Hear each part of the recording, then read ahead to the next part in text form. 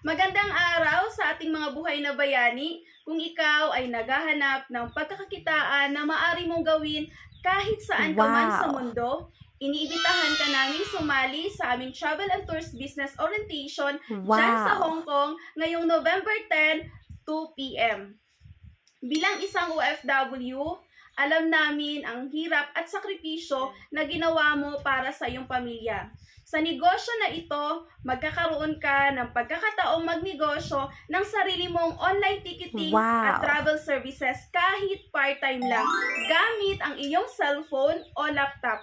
Ito na ang pagkakataon para maghanda sa hinaharap at makapag-uwi ng mas malaking kita para sa iyong pamilya. Huwag palagpasin ang pagkakataong ito. Para sa venue at set reservations, PM me or check sa comment section for more details.